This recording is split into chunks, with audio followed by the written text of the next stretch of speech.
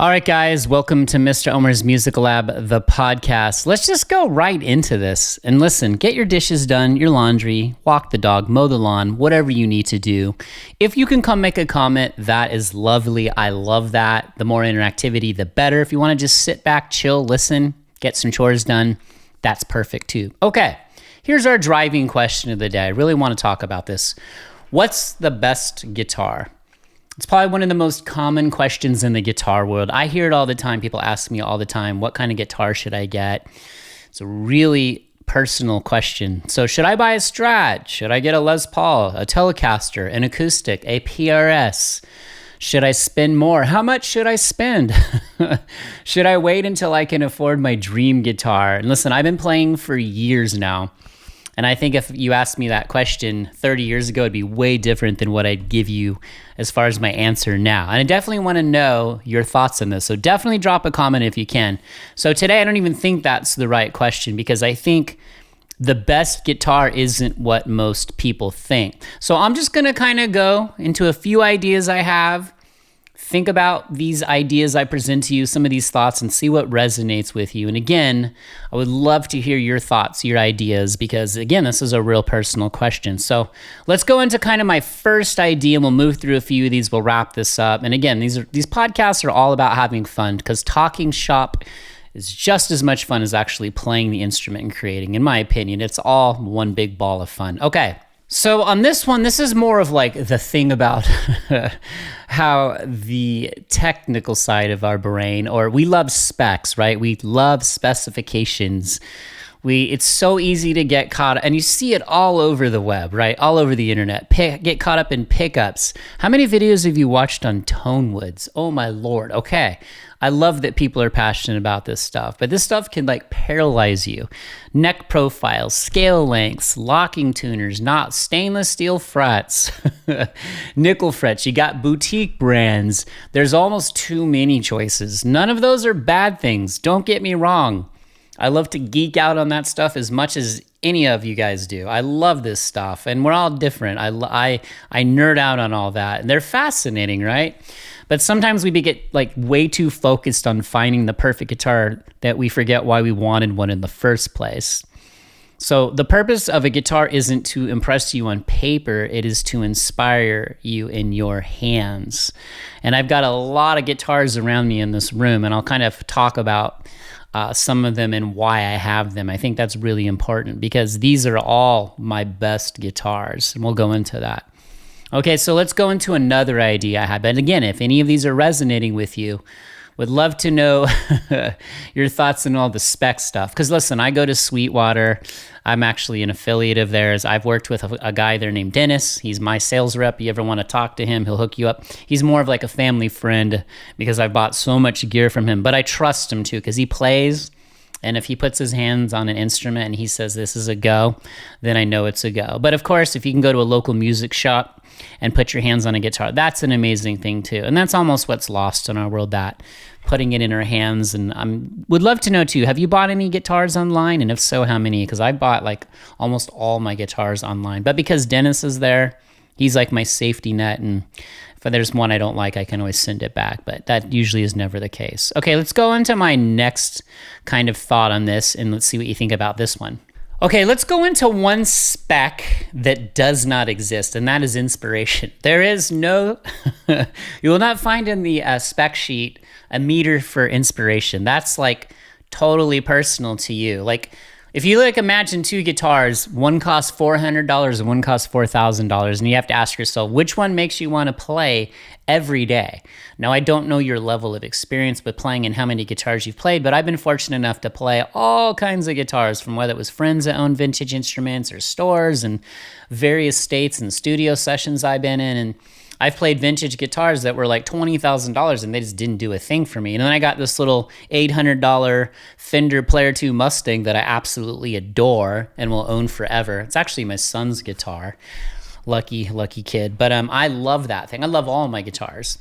So the one that makes you want to play every day, that's the one you want. Now, if it happens to be the $4,000 guitar and you must have it, well then save up those pennies and get that guitar. I'd rather have that one guitar than have 20 guitars that I don't touch.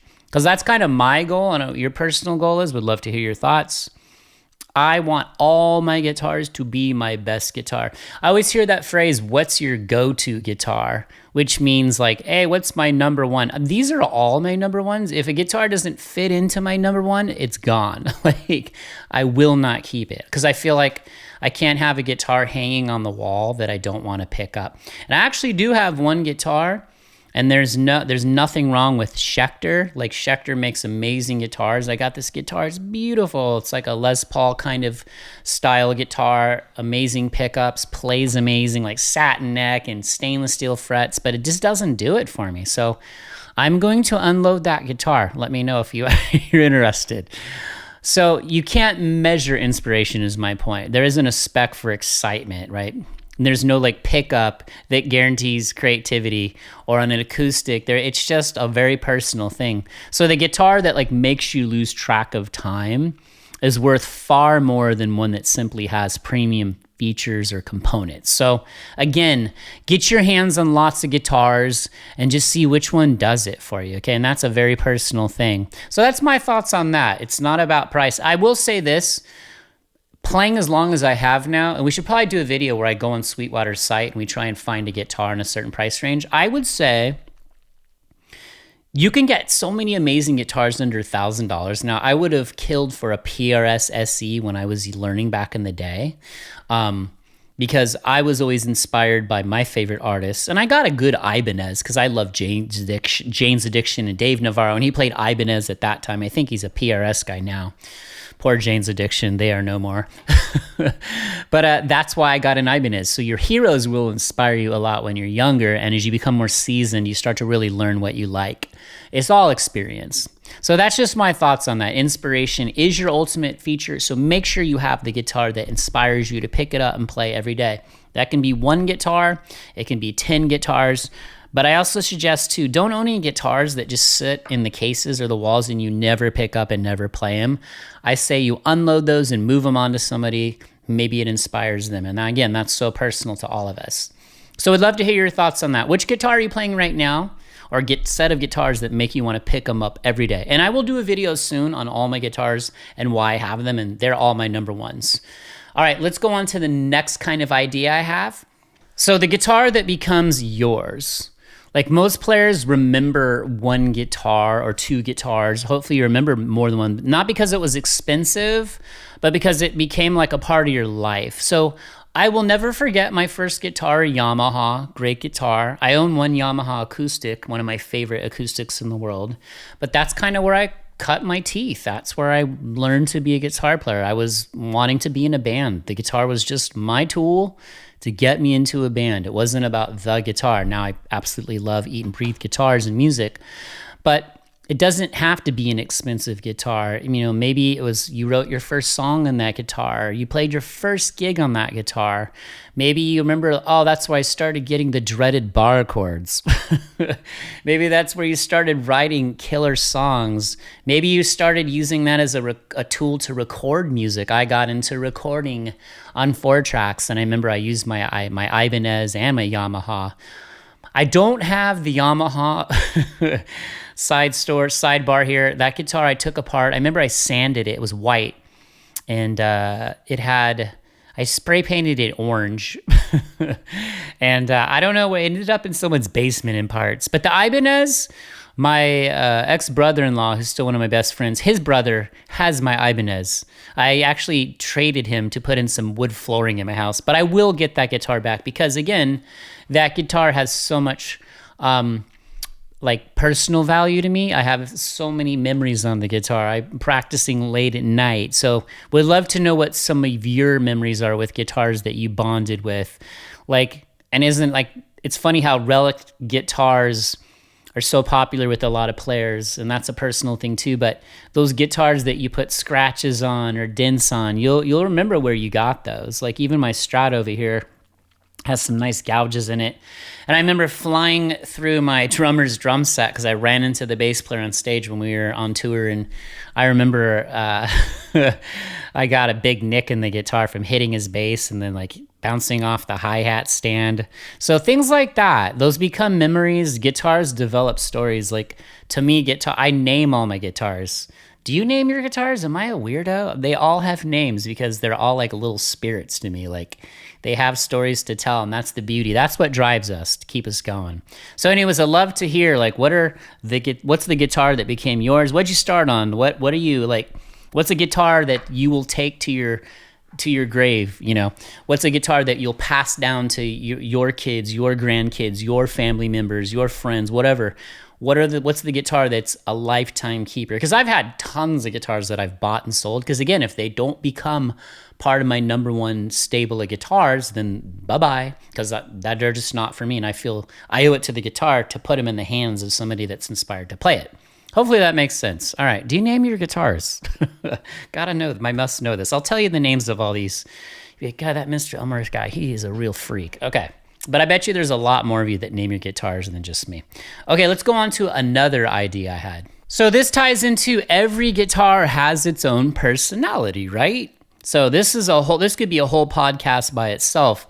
Different guitars encourage different playing. So, and I'll even talk about some of my guitars and how this happens. But the general idea is a Telecaster will make you play different than a Les Paul. Obviously, totally different beasts, right? A Strat might encourage you to play with different phrasing. Maybe it's just the action or the setup you have on that guitar. An acoustic maybe will make you come up with different chord voicings, find different songs. You know, we should do a podcast or video on acoustic and electric and how they make you play so differently. They're totally different. And I personally write all of my songs on a piano or a guitar, an acoustic guitar. And if the arrangement doesn't stand on those, that's kind of like the quality control check, then I don't move forward. They have to stand up on like a bare bones acoustic instrument. No electric sounds, no reverbs, very dry. So again, maybe you have a hollow body that inspires you to play different genres of music, jazz. You know, I would love to own like an ES335. That's definitely on the list. So things like that. It could be a psychological thing, a physical thing, a bit of both. The instrument influences how we approach music. So what I would say is this, for example, now I've seen a ton of like different mindsets on a guitar, like the radius, like the curve of the fretboard. So if you think like Fender's 25 and that's the scale length, but 9.5 inch radiuses, and then you talk about the 7.25 inch radius, which has more curve in it. You know, Gibsons usually have a flatter radius, but some players, I know you guys, and tell me if this is you, I would love to know, like they can't stand the 7.25 inch radius. It drives them insane. They're like, I can't play that. But my mindset is this: it's not that you can't play that. You should kind of reverse your mindset on that and be like, well, it makes me play differently. And that's a great thing.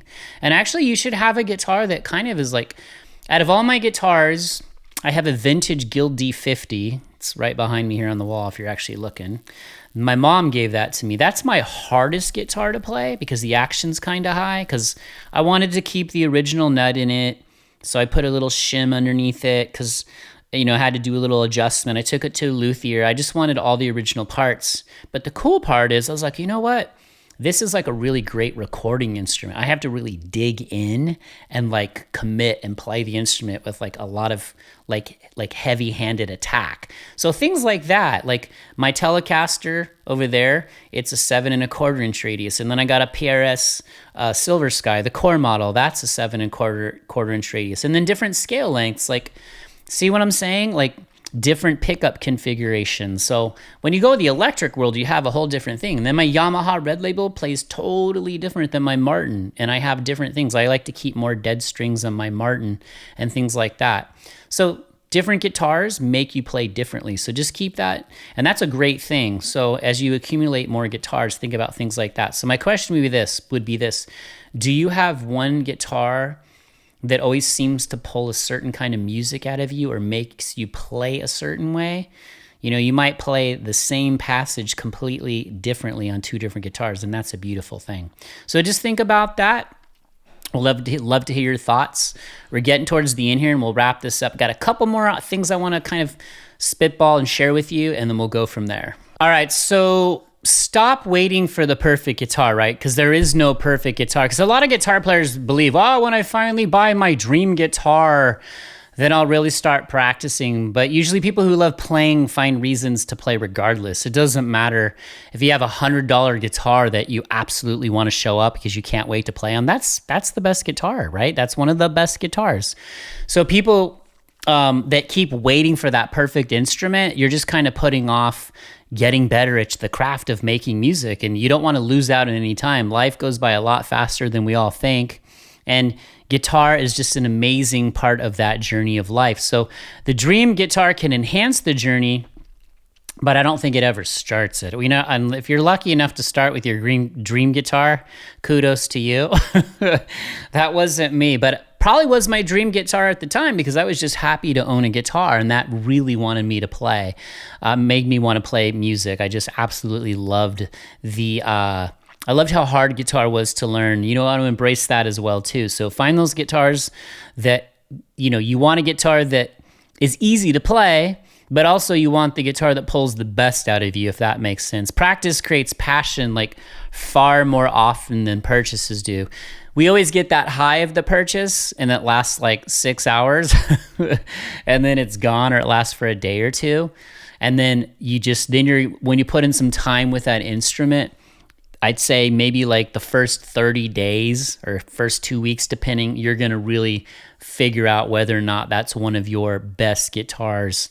So again, don't wait for that perfect guitar. Just find one that inspires you to play. It's all about inspiration, and you've already won. So let's talk about kind of my last thought around this. Again, thanks for hanging out with me here. Any ideas, thoughts you want to share? I know we all inspire each other to get better at the craft of guitar, and that's really what this whole community is about too. So let's talk about the last thing. We'll wrap this up, and we'll just kind of keep this thing rolling. All right, so building a relationship with your instrument. So a guitar isn't something it's not something you just own, right? It's something you build a relationship with. That's why I said these guitars, I give them names. They all have like souls to me. So it's you learn its strengths, you learn its weaknesses, you learn its quirks, you learn how hard you can dig in before it fights back. You know which ones you got to kind of play with a lighter touch, where it sings, where it struggles, like where, you know which kinds of songs it works with. And eventually, like, you stop thinking about the guitar. And I want to stop right there on that point because this is really important. I thought about this.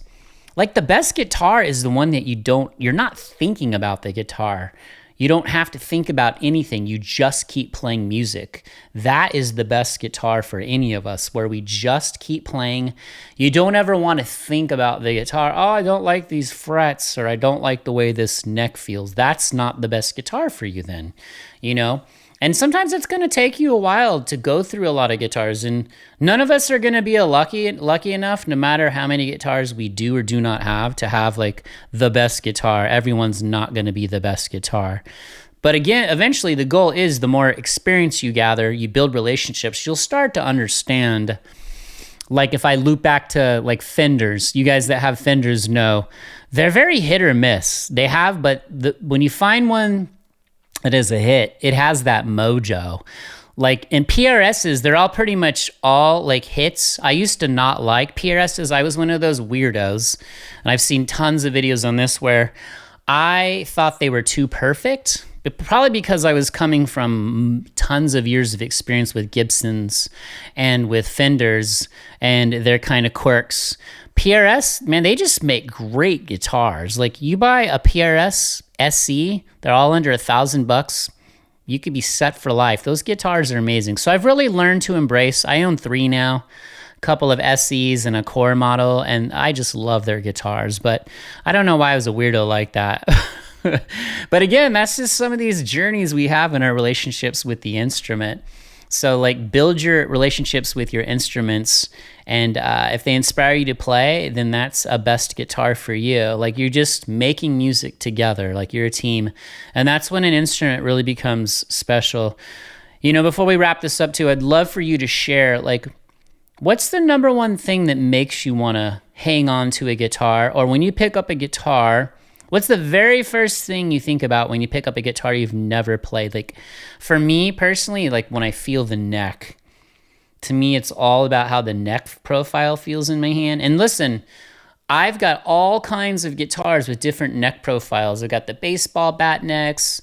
I'm kind of more of like a Fender standard C shape, but I've got all kinds of different feeling necks. And again, that goes back to what I said before, how they all make you play different. And I love that. It makes you play different voicings, different phrasing, and different scales and triads a different way. Okay, so let's kind of wrap this up now. So what's the best guitar? I don't think it's the most expensive. I don't think it's the rarest. I don't think it's the one everyone online tells you to buy. It's the guitar that makes you want to sit down after a long day and play for 20 minutes, or you get lost and you're like, holy crud, 2 or 3 hours have gone by. It's fun. Everything is about fun. If you're not having fun on that instrument, that is not the best guitar for you, right? Because then those hours turn into years. And remember, my last podcast was about some of the brutal truths about guitar is this is the long game. This takes years. So if you find the instrument that is your best instrument for you, that inspires you to play, the sooner you can do that, the better. I think probably if we had to go back and interview all the players that quit, because most players quit within the first year based off of all those studies that the big guitar manufacturers have done, it's probably because they had an instrument that didn't inspire them. It could have been an instrument that was too hard to play. Like a guitar that's not set up properly, that will destroy more guitar players than anything. And you guys have been there. I've had some guitars, I'm like, oh my Lord, I'm going to have to drive a train to press these strings down to the fretboard. Drive a train onto the strings. So if you find the guitar that keeps calling you back, take care of it. Give it a name. If it has a name, drop it in the comments. I want to know. Play it often. Play it every day. Play it every other, whatever. It may be the best guitar you'll ever own. And again, I'll do a video, like every guitar in my room, these are all my best guitars. I don't have a number one. I will pick them all up. I'll play them all. They're all amazing guitars. And yeah, I keep saying I'm not going to buy another one. And for some reason, lately all the money's been going into recording gear though. All right. One thing I've learned over the years, people don't fall in love with guitars because of their specs, guys. They fall in love with the experiences they have while holding them. And in the end, that's what makes a guitar truly great.